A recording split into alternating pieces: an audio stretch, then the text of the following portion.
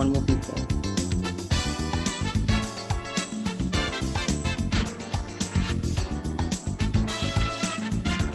And the song is about to finish, so we'll start once the song is already done.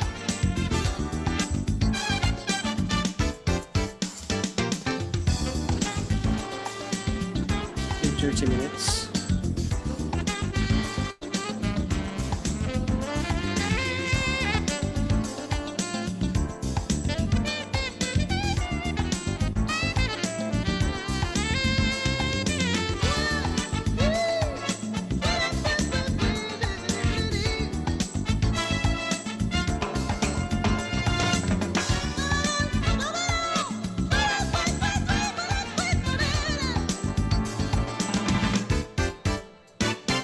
That's it. Okay, let me begin the class. Assalamualaikum warahmatullahi wabarakatuh. Waalaikumsalam warahmatullahi wabarakatuh. Okay, so how are you, everyone? I hope that everyone is fine.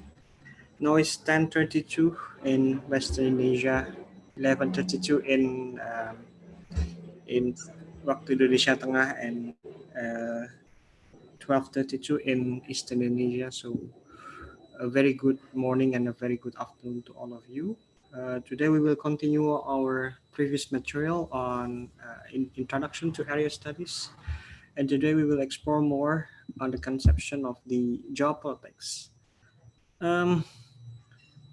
So everyone, next week we will be having an asynchronous class, and I will be asking you to do some things during the asynchronous class. So please pay attention to the instruction that will be given to the at the Google Classroom, because all of the information related to the asynchronous class will be provided there. So coming up to the materials today, we'll be discussing more on the conception and also the basic principles of the geopolitics, as well as the development of the geopolitical theory in international relations. But before that, I'd like to begin my course by explaining the basic definition of geopolitics. The first thing, I would like to quote certain people about their views on geopolitics. So we have two peoples here. One is Pierre Buck, which is an American author, one of the most prolific American novel writer. She wrote a book called A Bridge of Passing. I'm not sure if it's a memorial or a novel, but she said this in her a book. She said that in our changing world, nothing changes more than geography. Could anyone give any kind of comments on this quote? What does it mean by nothing changes more than geography? Is there any a definition toward that kind of a phrase? What does it mean by nothing changes more than geography? Okay, I guess that no one is answering, so let me explain. So nothing changes more than geography.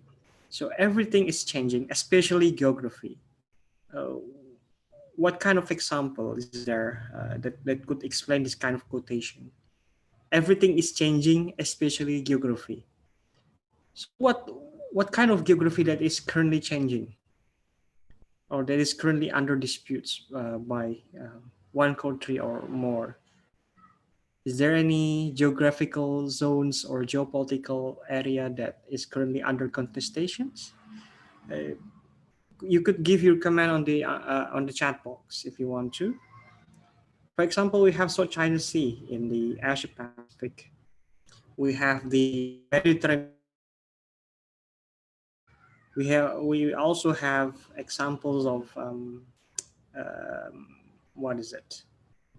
Of Nagorno-Karabakh in the Azerbaijan-Armenian borders. We have Crimea in the Ukraine. Ari is writing, has finished writing a thesis on Crimea. So everything is changing, especially geography. You know, in this borderless world, the world tends to be more than ever, and everyone is taking care of their own border more than ever. We always calling this globalization as an era of borderless world.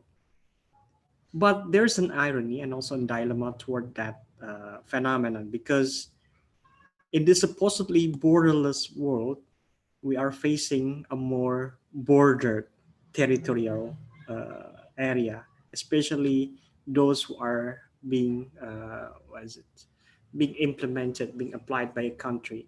We can see that in the examples of Syria, for example, we can see that Syria is not effectively 100% Syria, since several portions of Syrian territory is currently under control by Turkey's government, because they would like to create a safe and also a safe control zone to disable Kurdish separatists from entering Turkey through that border area.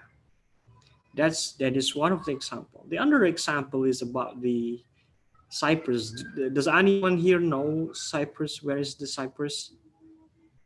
So Cyprus is currently divided into two parts. Cyprus is divided between the Turkish part and also the Greek part. So if we are talking about the changing geography, currently the world is still not recognizing the Turkish part of the Cyprus, because they are recognizing the Turkish part as illegal. But Turkey is still considering it as legal part of Turkey. So that is one of the example of everything is changing, especially geography.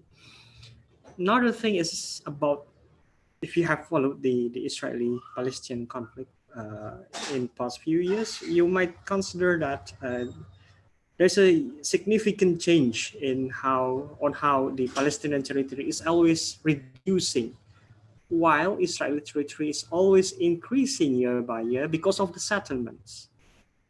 Yes, that is one of another examples of the changing geography or changing geopolitics. So everything is changing, especially geography and geopolitics.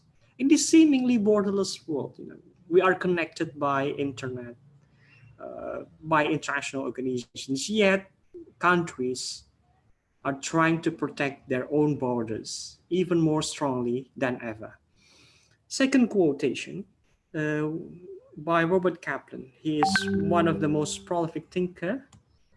Uh, he is one of the most prolific thinkers in geography. Wait a minute. I need to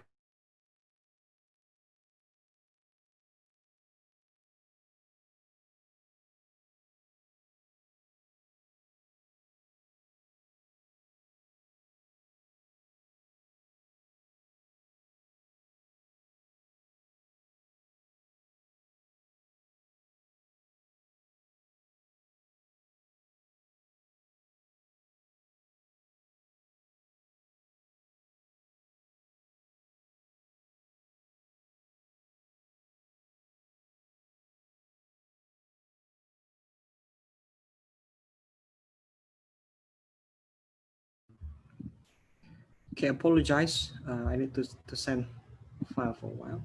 Um, so, coming to the second quotation by Robert Kaplan. He's one of the most famous American geopolitical expert. He came to Indonesia in 2011. I was in his forum listening to his speech. He was speaking about the future of Asia Pacific. At that time, Obama was promoting an idea called the Pacific Century. And during that time, America is trying to expand the what is it to expand their influences in Asia Pacific to counter China. Tutor, please help me to remind students if they are not able to join from Zoom, they just can watch the YouTube channel. And please don't ask this question every single week, okay? Yes, I'm tired on answering that kind of question. If you cannot enter the Zoom, just go straight to the YouTube channel. That's fine, because I would not count your presence. I just automatically consider everyone to be present here. Okay, coming to the quotation. Robert Kaplan once said in his book entitled The Revenge of Geography, He quote Napoleon saying, "To know a nation's geography is to know its foreign policy." What does it mean by that?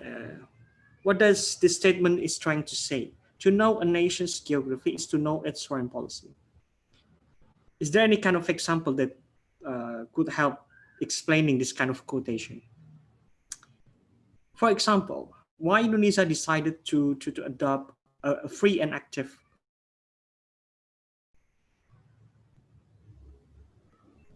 Sure. Yes, yes, please. Because I think Indonesia is in a very strategic location that Yes. we are between the Australia and also we are close to China. As we know that those two countries have a very different political point of view. That's my point, sir. Yes, yes, yes. Thank you, Apri. Thank you for your answer. Yes, that explains much of your of the quotation. That explains something from the quotation because Indonesia has to adapt to a different political cultures in Asia and Australia, and that's why Indonesia needs to be free in determining its course in foreign policy as well as active in pursuing its national interest. Because otherwise, Indonesia would be trapped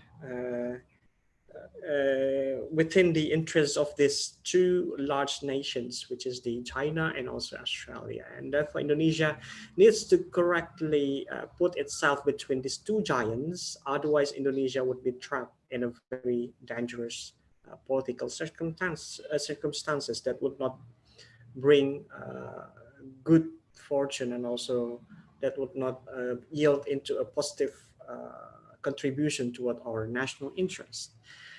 Could anyone provide me with any other example?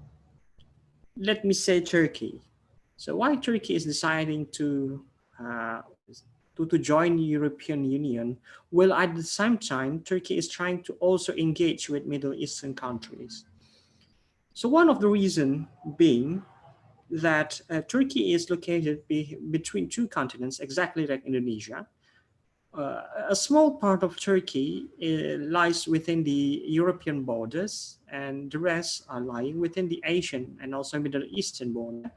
So Turkey needs to engage actively with two organizations or two regions. The first being the European Union, the second is the Arab League and also the coalition of Middle Eastern countries.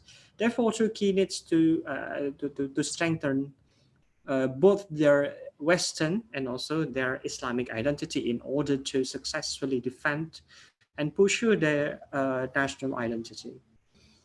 Um, is there another example? To know a nation's geography is to know its foreign policy. Why United States of America is so aggressive? Could anyone explain me why? There's an explanation of why America is aggressive because of its geographical location. Could anyone care explaining me anything on this issue?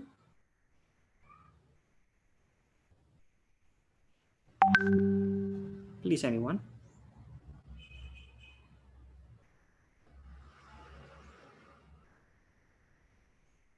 Okay.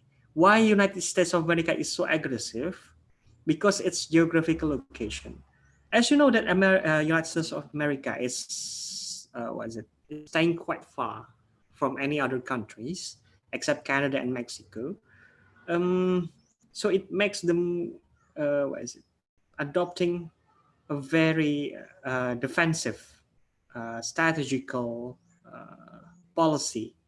At first, at first, the United States of America is trying to adopt a very defensive policy, but once they realize that they have accumulated enough capital, enough wealth, they decided to invest somewhere else because you know that America doesn't have enough natural resources to develop their own industries. They need more, what is it? More, more materials in order to develop their own industries. So they decided to go to any other region which has the materials that are needed in order to develop their industries. That is one of the reasons why America is very expensive in terms of its both of its hard and also soft powers, uh, because it's related to their geographical conditions in which they didn't have enough natural resources that is capable to support their manufacturing industries. That is why they have a very aggressive and also expansive expansionist foreign policy. Uh, that is one of the examples that could explain what does it mean by to know a nation's geography is to know its foreign policy. So coming to the origins of the geopolitics. So geopolitics is part of the modern social political thought, and it was Robert Killen, I think he was Swedish, uh, who founded this term and founded this branch of knowledge in 1899. So he formulated that kind of theory because he realized that eventually geopolitics and geography will become one of the focus of study by countries in order to pursue their national interests, because at that time countries is trying to expand their territory as large as possible in order to obtain maximum gain and also maximum profit that would be needed to develop their industrial and also military capability. So Robert Killen eventually inspired some German geopolitical students, and he eventually inspired them to create their own school of geopolitics. There's Friedrich Ratzel and also Karl Haushofer from Germany. But my question is there any kind or is there any examples of a an older origin or source of geopolitics before 19th century? That is my question. Is there anyone knowing if there's any examples of older origin or source of geopolitics before 19th century? Anyone? No? Could anyone guess the source or the older origin of geopolitics before 19th century? You can just answer it in the, what is it? In the chat box if you want to. Which is the ancient Greece? Not really. They are making maps. Yes, Ptolemy was one of the uh, Greek scientists who has created a map, a global map, but he doesn't really classify it as a geopolitical map. So it's a natural, what is it? A map created from the natural, what is it? The natural picture of the world. Yes. Madina Charter, not exactly Madina Charter. Let me try to explain you. Yes. So uh, one of the first geopolitical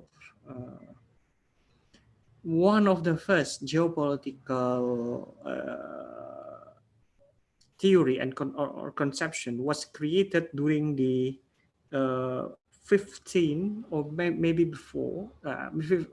Most of the scholars saying that this conception was initiated in 15th century. So at that time, Arab scholars and also Turkish scholars is trying to develop a conception that is called as the seven climates, or in Turkey it is called as Yedi Iklim, or in Arabic it is called as Akalim As-Sab'ah.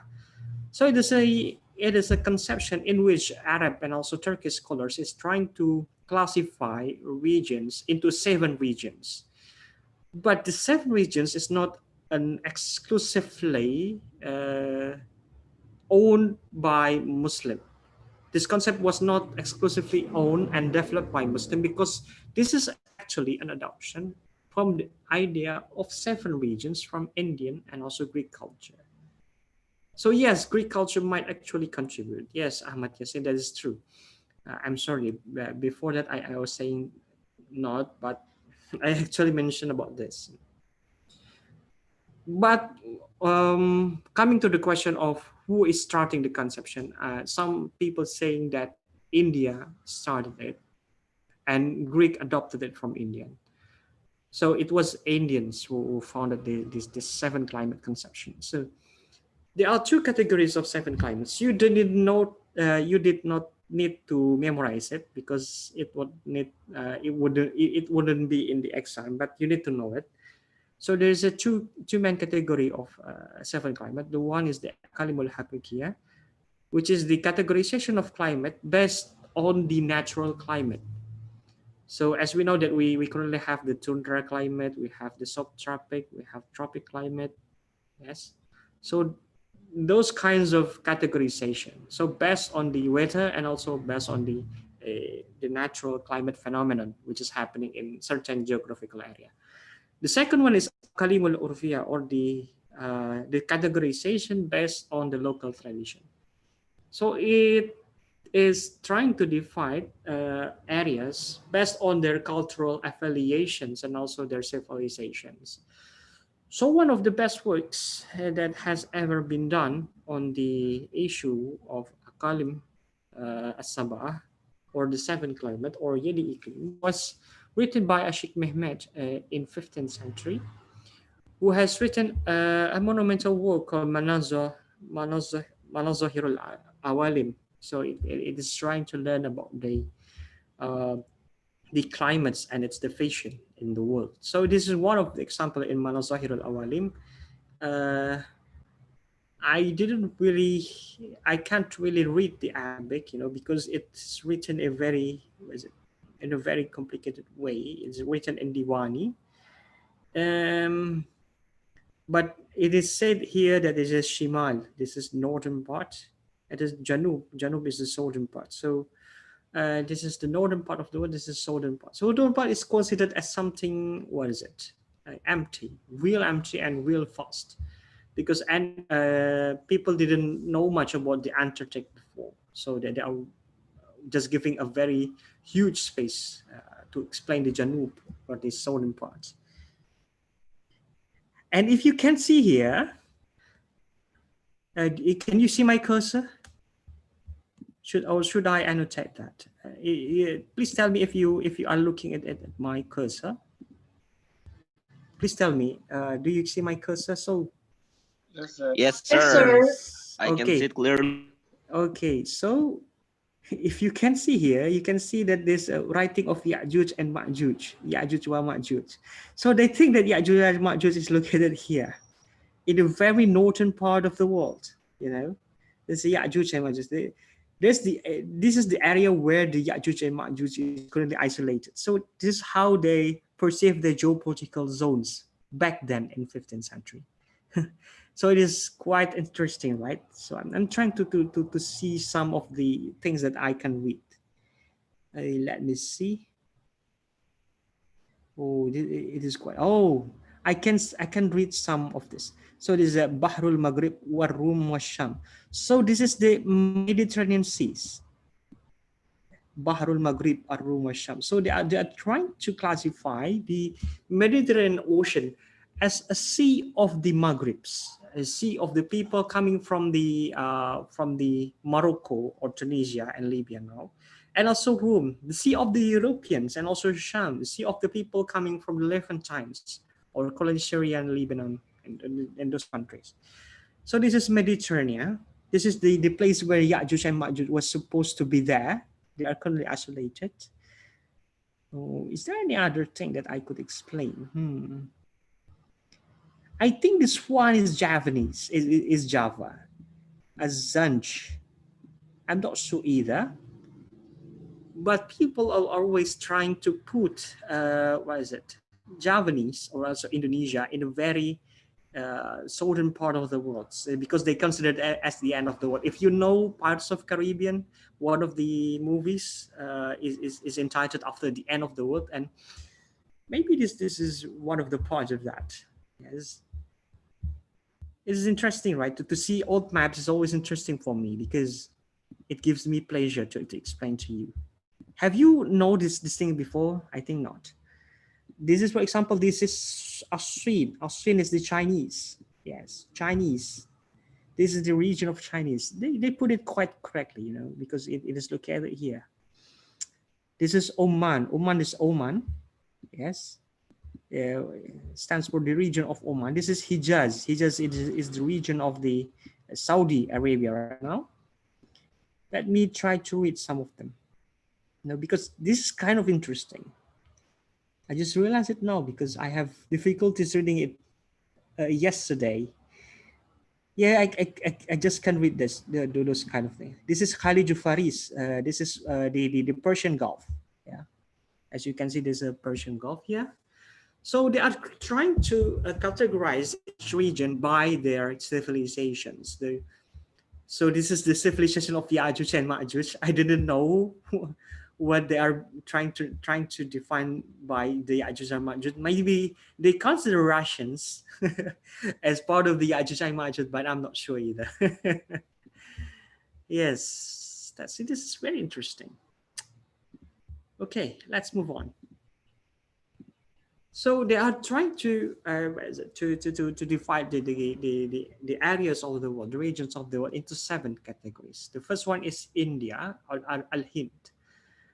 Al-Hind is including Indonesia as well. The Javanese, the Sumatra is included to Al-Hind because we are sharing the same culture with India. The second, Aswin. Aswin is China. The third one is Jazira al-Arab, or the Arabia. The fourth one is Iran, or Fars. The fifth one is Africa, or Afriqiya. The sixth one is Turk, or Atrak, or Turkey. The seventh one is Roman, or Arum. So they are trying to divide people based on their cultures and also their civilization. That's why you can see that they are trying to differentiate between the cultures of China and India, as well as they are trying to differentiate between the culture of Turkey and Iran, and also Roman, because Roman generally denotes to European cultures. Yes. Another important thing that you should know on the prequel to geopolitics is that Ibn Khaldun, a Tunisian Muslim scholars who have written a very grand book on civilization, which is entitled Muqaddimah. He tried to conceptualize 2 main conceptions on the life in the rural area and also life in the city. So he created a conception of Badwi. Badwi is a rural life, and Hadari. Hadari is a city and civilized life. So rural life. So if you are living in deserts, he said that you will live a very harsh life because there will be a lot of pirates. There will be a lot of dangerous animals, lion, the tigers, any kinds of animals that you will not find anywhere else except in deserts.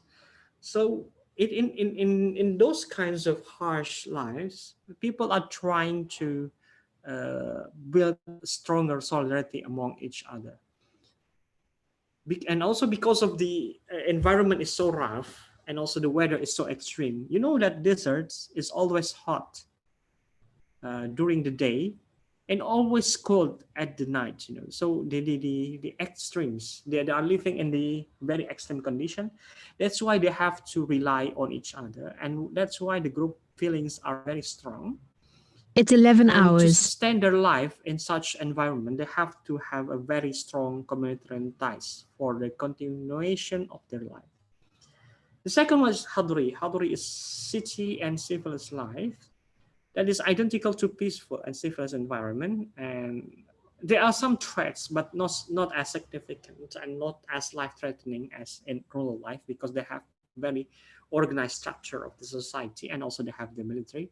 Therefore, people tend to be more individualistic and less, and not really, associated with groups.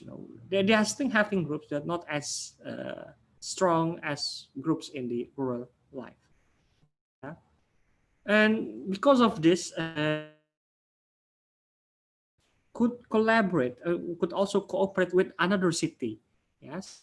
While people living in rural environment and also living in deserts, they cannot just trust another people, because other people would harm them, would steal something from them. So they have to be aware of any other group intention. That is quite different from the city life, because in city life you have a very bigger trust to anyone. And that's why the group association are more loose. What Ibn Khaldun is trying to say is that the natural environment and the natural circumstances actually influences the cultural values and also the characteristics of the people, and also its political system. Let me try to explain this. Why Indonesian people are so relaxed, even in this kind of crisis. Could anyone give me an explanation on that? Indonesian people seem to be relaxed. There's the demonstration everywhere. There's pandemic. We always have and rising figures. But why our people are so relaxed? They are still going to malls. They are still going to every place, now and then. Could anyone give me an explanation on that? Why Indonesians are so relaxed, even in times of political crisis? Why? Because of the climate. We have a very temperate climate here. That's why our people are so lazy. And we are enjoying life because the weather is pretty warm, and we didn't have to walk much because our ground are so fertile. Our grounds are so fertile that we didn't have to worry about our next crop until recently. Recently, the global warming is always happening, and that thing is always become the main concern for the farmers. So why Russia? Why Russian people are tending to be more, what is it, more authoritarian than Indonesian people? Because they are facing a very harsh temperature. That's why they are needing strong. They are in need of strong leaders like Putin, for example. Yeah, that is why they are trying to adopt a more authoritarian approach in managing their governments. Okay. So moving on next to next explanation. I will not be too long because otherwise you would be bored. So before the classical geopolitics, the main idea in the geopolitical science, there was one man called Leopold Vadanke, which has written a book, The Große Macht. The Große Macht means a large power. He always considered that when a country seeks to become more powerful, a country should seek more territory in order to fulfill that goal. Yeah. But then again, Van Ranke was not really developing that idea, and so there is Rudolf Kielen and also Frederick Halford who are trying to develop idea that has been developed by Van Ranke. So according to Kielen and Ratzel, in separate occasions, they said that state is similar to a living organism which needs to extend its space to grow and expand. So they are saying that state is just like human. In order to develop, human needs more food and also more territory. So to help the nations in order to achieve their national interests.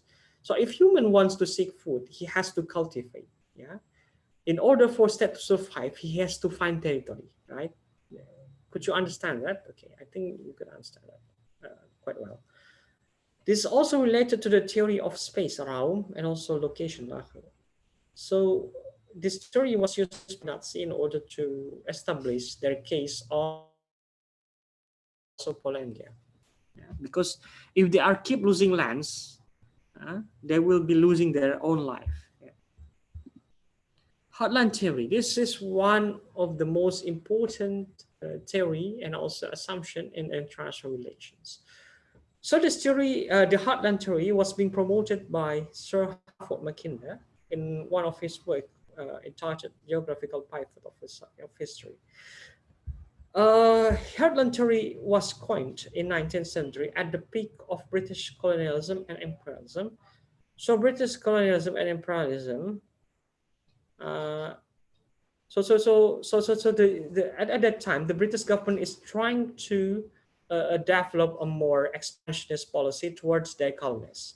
And Halford Mackinder is trying to give a British government a counsel and also an advice on how to strengthen British domination in the world. So Halford Mackinder explains that who rules East Europe commands the heartland. Who rules the heartland commands the world island. Who rules the world island commands the world. I will be expanding this one by one. What does it mean by the East Europe? What does it mean by heartland? What does it mean by the world island? And why the control of these three territories is key to commanding the world. So let me try to explain it. So this is the part of heartland. The heartland is consisting of Central Asian countries as well as Russia, because they are having similar political culture. How about East Europe? East Europe is only this part of the world. Uh, the Eastern Europe is consisting of Balkan countries and also Turkey as well. And also the World Island. World Island is consisting of the Heartland plus Rimland plus any other island country. Okay, so can you catch me better? Because if you didn't understand, please just ask question, or please tell me that you didn't understand my point. So Heartland is consisting of Eastern European, also Russian countries, and World Island is consisting of the combination of the Heartland, Eastern Europe, Rimland, also countries with islands that is found anywhere else in the world. Yes. So Heartland theory explains that if you want to conquer the world, start with Eastern Europe, and after that you can move to Russia and also Central Asia to find enough resources, food, energy, etc., in order to help you to conquer the rest of the world from the world island. Yes. Okay, I think that is well understood. If you didn't really understand, please just ask me. Another classical conception in geopolitics is the maritime geopolitics that was proposed by Alfred Thayer Mahan. This time he was an American. So he said that at that time, at the 19th century, states and countries are contesting their influences in the sea. Yeah. Unfortunately, those kind of engagement of engagement between countries in the sea has becoming an arena of violence that would be breeding and also ending in war, and would be very dangerous. Yeah. And that's why Alfred Mahan is trying to warn Americans in order to prepare themselves for any possibilities of a sea war. Why sea is also important? Because Alfred Mahan is always telling that sea commerce would be a very profound influence in 20th and 21st century. And this is proven, yes. Like many countries are trying to find resources and also trying to strengthen their influences in maritime politics, like Indonesia, for example, before. Yeah. Okay. Yeah, did I miss something? Oh yeah, I missed something. This class of interest happening in the sea and also in the maritime area is rose by angry feelings, and it will end into a economic and political crisis. But it will also give advantages to commerce and also what is it? And also providing chances for country to develop. Another thing that I like to explain is that maritime geopolitics relies strongly on the roles of the states in their sea, and also maritime doctrines. That is why if a country seeks to find more influences in the sea, they're always trying to develop their own navy and they all have harbors, because otherwise the country would not be able to rise. Yeah. Lebensraum. So Lebensraum is a response toward Germany's defeat in First World War that is developed within the creation of the Institute of Zeitschrift for Geopolitics, also Institute of Geopolitics in Berlin, I think. So several of the main arguments of Karl Hosover in Lebensraum is that he thinks that space governs mankind history. It is space that is very crucial to the human life because they have memories, they have foods, they have things there. And therefore, you cannot just pull human from their own territory. Yeah. So that is why Halford is saying that. Yeah. Because space governs mankind history. It is land that gives human life. And therefore Lebensraum, a conception of, what is it? Conception of an expanding living zone is always is a very popular idea in is a very popular idea during that time. Yeah. And also German land expansion was inevitable because it's landward orientation. At that time, Germany didn't have a very strong navy. That's why they are relying so much on their army, and also what is it? And also another military branches that is related to the army assignment. So this is the conception of Großdeutschland als Lebensraum. So this is they have divided the region into certain regions. Yeah. Okay, so moving on to Spykman's Rimland theory. This is a development of Halford Mackinder theories on Heartland. But according to Spykman, it is not the Heartland that is very important. It is the Rimland theory that is very important to be understood. So this is Heartland. Why Spykman said that Heartland is not a feasible land? Because at that time, Heartland was considered as a very dark land because ruled by Soviet, and also that there's no connection between United States and the Union Soviet at that time. So Spykman argues that America should find another way in order to influence their another country's society. That is why the government of America has been adopting the theory of Rimland. I mean, assessing all of the countries, Asian countries, Philippines, Indonesia, Malaysia, Thailand, is trying to adopt a new conception called Rimland. Yeah, because Rimland would actually help them to develop a better strategy to face Soviet Union at that time. So Rimland is consisting of these countries of Scandinavia, of French, of India, of Thailand, etc. So these countries are classified as part of Rimland. Because why Rimland is important? Because they have the waterways, they have the navy, they have the harbor. They are also having lots of facilities in their own countries. Yes. Okay, that's all from me. Is there anyone would like to add or comment or give any comment? Is there any commentary from YouTube? Sir, Sir. Yes, please, Apri. Okay, sir. Sir, just now you said that Indonesian people are very slow and relaxed because we are in good climate position. It's different from Russia and maybe German, where they are located in cold temperature. Oh my God. So, sir, can I say that and take conclusion that actually our character will not be the same as German or Russia, as long as we are still in this very comfortable geographical condition, sir. Okay, a very interesting question from Apri. So Apri, here's the thing. There's another tropical country which has a very high development index than us. Could you name it? Japan? No, Japan has the subtropical climate. We have not one neighbor, that particular neighbor. Oh, Singapore. Yes, Singapore, exactly. They are also facing the same temperature as us.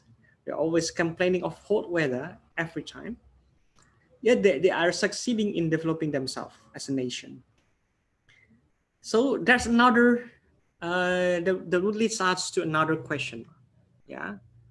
How and why Singapore progresses in such,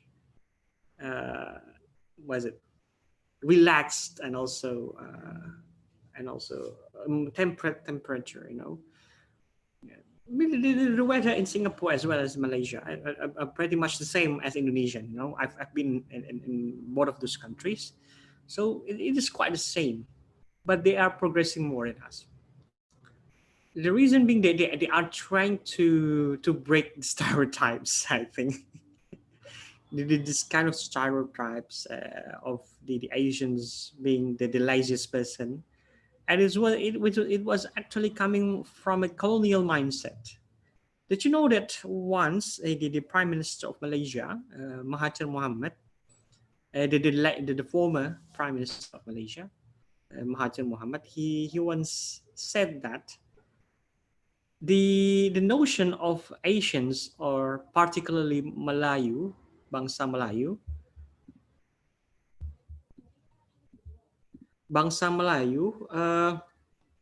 they are having what is it? They have got prejudice from people coming from the Western countries, from the colonial country, as being lazy. But such kind of things wasn't coming from their character. Actually, it is implanted into their minds. So what they need to do, according to Mahathir, is to trying to get rid of this kind of stereotypes. Asians has been lazy because of the temperature, and they are starting to work harder and harder, and that's why they are getting more developed than us. Yeah. Ahmed Yassin, you still didn't understand about the Heartland theory. Okay, let me explain once.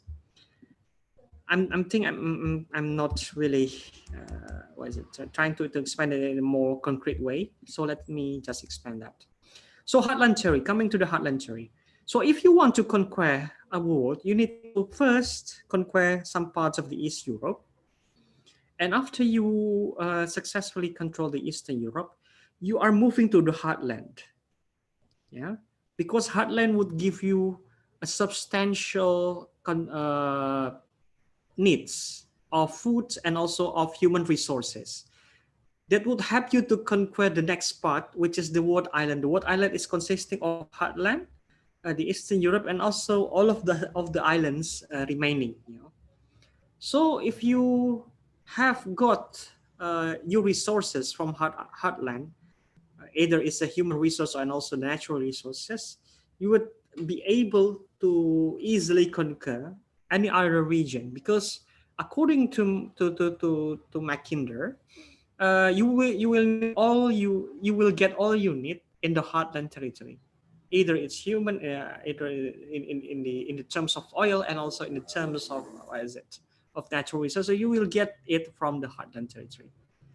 Yeah, and the all of the what is it, uh, all of the resources existing will not be easily depleted. Yeah? However you use it continuously, it will not be easily depleted. So it would help you to conquer the world island, which is the remaining parts of the world. Yeah, when you successfully control the world island, you would control the world eventually.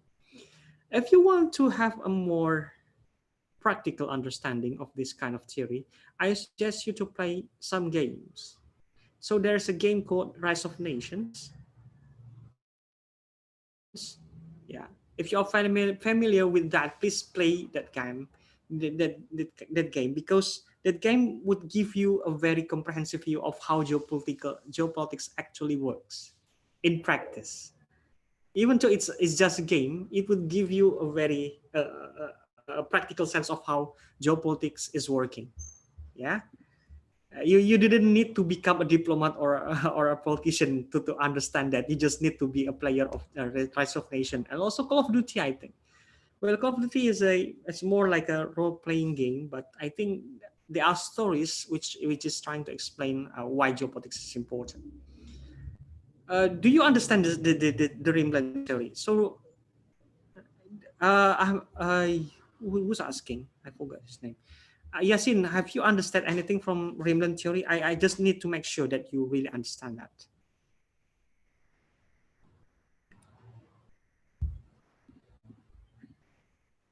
Quite a bit. Okay, let me just try to explain once more. I think I'm not being clear enough, so let me just try once to explain it once more. So Rimland is actually a revision of Mackinder's theory. So while Mackinder is trying to say that Heartland is the most important region that you need to control, yes, Spykman is trying to say the opposite of it. So Spykman is trying to say that instead of conquering the Heartland, you should just controlling the Rimland first. Because Rimland gives you an access to ports and also cities bordering the seas, which helps you to develop your own economy with trade, with maritime trade. Yeah? Because in Heartland you wouldn't find any cities bordering with seas except in the Arctic part, and it is very hard to find harbor which can deliver commodities during winter, for example. Because all of the harbor within the Siberian territory and also this Caspian territory would be frozen by that. So if you can conquer this part of the territory, which is directly bordering the Indian Oceans and also Mediterranean, you would find it more easier to transport goods and also transport things, including military troops. Yeah, it will be easier for you to transport troops. That's why I'm suggesting you to play games, because otherwise you wouldn't have a practical understanding, yeah, of geopolitics. Because in theory, it is quite difficult to actually turn this kind of conception. But once you get it through practice, you will have a more an easier time to understand that. Yeah. So that is Rimland.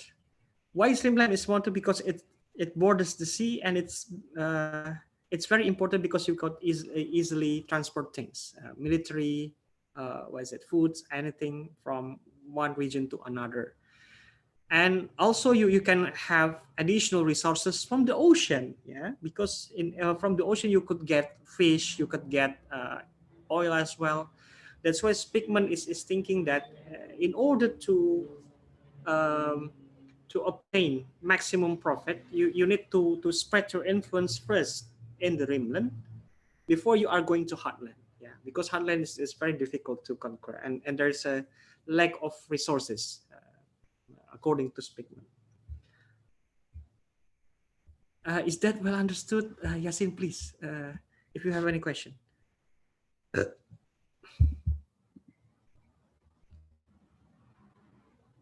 Rise of Nation. You should play that Rise of Nation. If you have a PC based on the Windows operating system, it would be easier for you to download that game. I think it's available on Steam. Do you have Steam account?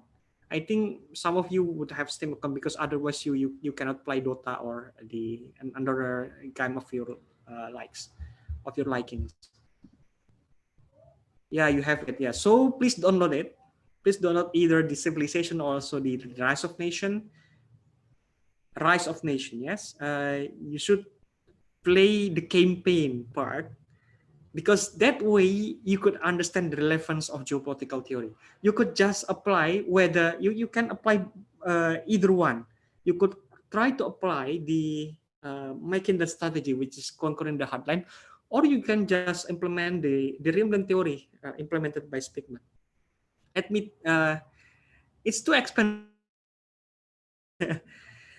Yeah, just find the pirated part. I think that there are pirated version available in the internet. You can just find it somewhere in the pirated store. Don't buy the original version. If you have money, you can buy it. But if you don't have, just find the pirated version, because I'm also using it. I was playing that during my years as an undergraduate student, and also I'm playing it as well during my master's. And it was a very refreshing game, because you can learn something by playing. Yeah. Okay. Okay, that's all from me. I'm sorry if I'm not really clear in my explanation, because I'm quite tired. I have first class in the morning, so my brain is kind of not focused and going anywhere else. I'm quite tired. So that's it, everyone.